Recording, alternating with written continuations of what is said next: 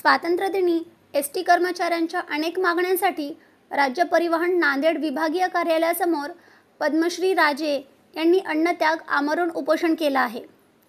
ST बँकेची कपात केलेली जास्तीची रक्कम सभासदाच्या खात्यावर जमा करावी, राज्य परिवहन नियमानुसार इतर वापरमध्ये सेवाज्येष्ठ कर्मचारी घ्यावे, आठवडा सुट्टी रद्द व नियमानुसार अतिकालीन भत्ता देण्यात यावा, सर्व आगारात राज्य परिवहन नियमानुसार रोटेशन लावण्यात यावे यासह विविध मागण्या गेल्या अनेक दिवसापासून प्रलंबित असून मागण्या तात्काळ मान्य करून त्यांची अंमलबजावणी व्हावी यासाठी परिवहन नांदेड विभागाच्या समोर सेवाशक्ती संघर्ष एसटी कर्मचारी संघाच्या उपाध्यक्ष महिला संघटक पद्मश्री राजे अन्नत्याग आमरण उपोषणास बसले आहेत। एकीकडे स्वातंत्र्य दिन देशभरात उत्साहात साजरा होत असताना दुसरीकडे मात्र एसटी कर्मचाऱ्यांच्या प्रश्नासाठी स्वातंत्र्यदिनी अन्नत्याग आमरण उपोषणास करावं लागत आहे। हे खूप मोठी शोकांतिका आहे, अशी प्रतिक्रिया उपोषणकर्त्या पद्मश्री राजे यांनी दिली। 15 ऑगस्ट दिनानिमित्त मागे आम्ही 24/6/2024 25 रोजीच्या आमरण उपोषणाची नोटीस दिलेली होती। आज जवळपास 3रा महिना आहे, पण आतापर्यंतच्या आमच्या कोणत्याही मागण्या म्हणजे आमच्या प्रशासनाने मान्य केलेल्या नाहीत। त्यासाठी आज 15 ऑगस्टच्या निमित्तानं आम्ही त्याच मागण्यासाठी परत उपोषणाला बसलेले आहोत। कोणती आहे प्रमुख मागणी?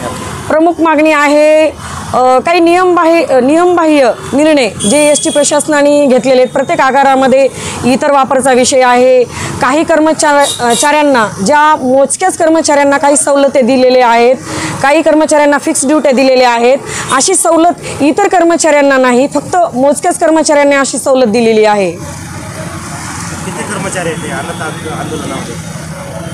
सध्या मी एकच बसलेली आहे।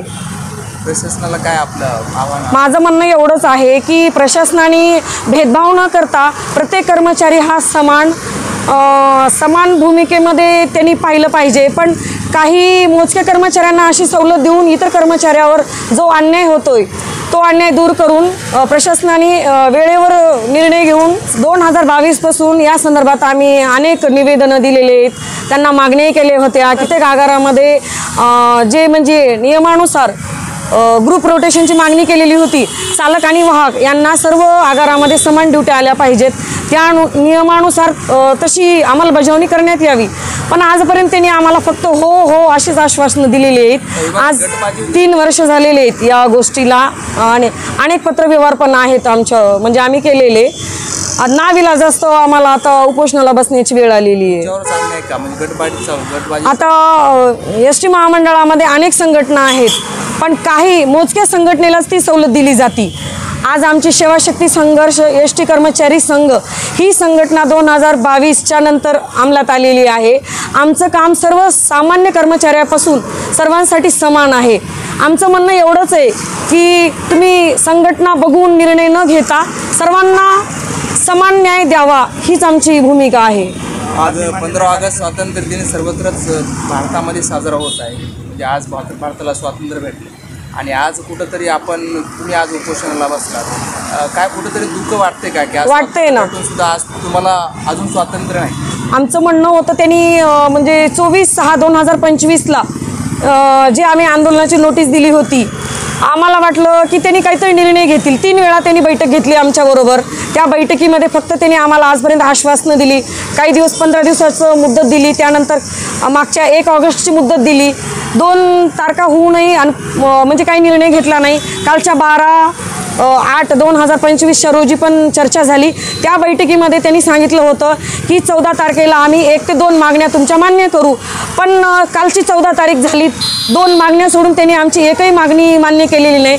जवळपास आमच्या 27 मागण्या आहेत, 27 पैकी त्यांनी एकही मागणी आमची मान्य न केल्यामुळं नाइलाजास्तव आज 15 ऑगस्ट असल्यामुळं आमच्या हक्कासाठी आम्हाला आज इथं बसावं लागते। काय सांगितलं? या गोष्टीचं आम्हाला सर्वात जास्त दुःख आहे। आज मागण्या नाही झाल्या तर मागण्या नाही झाल्या तर आम्ही हे आंदोलन असंच पुढे चालू ठेवू।